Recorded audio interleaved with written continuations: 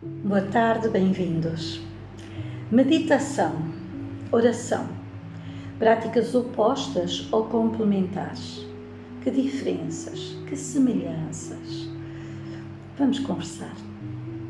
A prática da meditação, como a conhecemos hoje no mundo ocidental, ela não vai, de facto, buscar as suas raízes na tradição ocidental. Ela vai beber a tradições orientais, como o hinduísmo ou o budismo, e dentro deste o budismo tibetano, o budismo Theravada, o budismo Zen.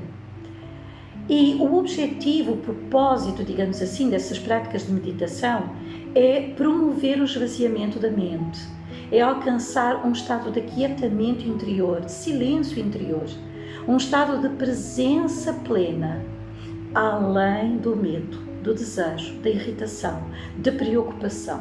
Como se o nosso olhar interno pudesse de algum modo fixar-se no céu, além das nuvens dos pensamentos e das emoções e sentimentos, que geram tanta turbulência dentro de nós.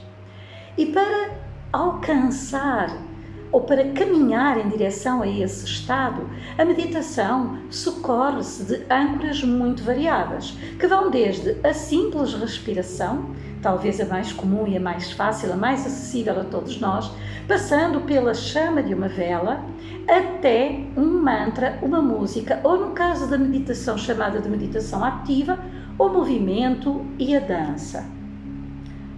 Já a oração, ela é, antes de tudo, comunicação. Comunicação significa a ação de colocar em comum. E nesse sentido é a fim de comunhão. Então, quando nós falamos de oração como comunicação, nós estamos a falar de um diálogo que se estabelece entre o homem e Deus. Um diálogo com Deus, que é também diálogo com a criação como um todo, que nos reconduz a nós próprios e nos religa aos outros.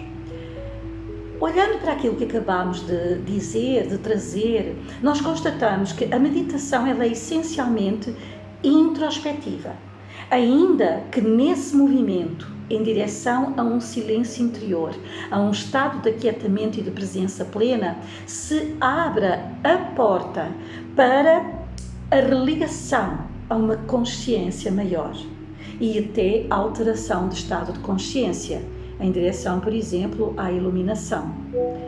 Já a oração, ela é, antes de tudo, relacional. Ela é relação.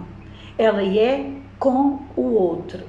E é um sinal dos tempos, lamentavelmente, que a prática de oração na tradição cristã tenha vindo a ser reduzida cada vez mais ao seu aspecto mais transacional. A petição. Eu quero alguma coisa, eu peço alguma coisa.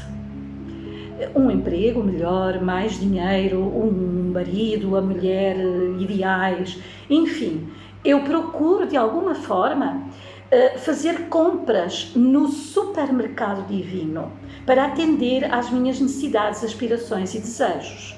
E isso de alguma forma corrompeu o espírito original da oração.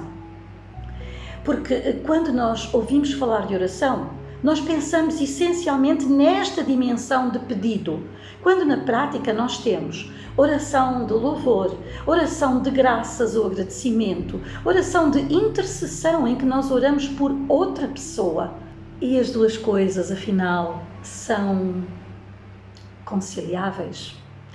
Pois é, na tradição contemplativa cristã, quer no mundo ocidental, quer no mundo ortodoxo, oração e meditação são parceiras, são complementares, elas interligam-se e interpenetram-se.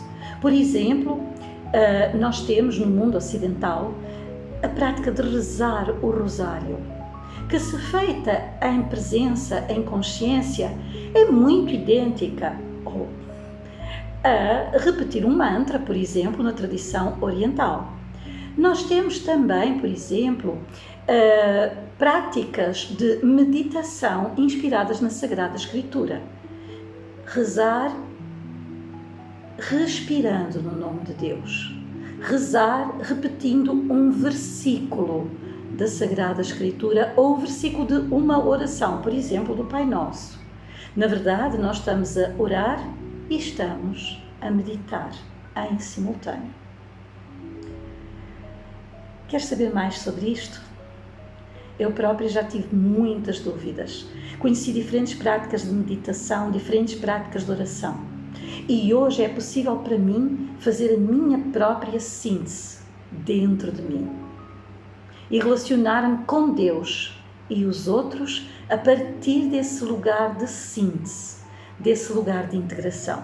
Se quiseres saber mais, os momentos de oração consciente, 2 vezes por mês, ao domingo às 9h30, integralmente gratuitos e integralmente online, podem ser a resposta. Até já!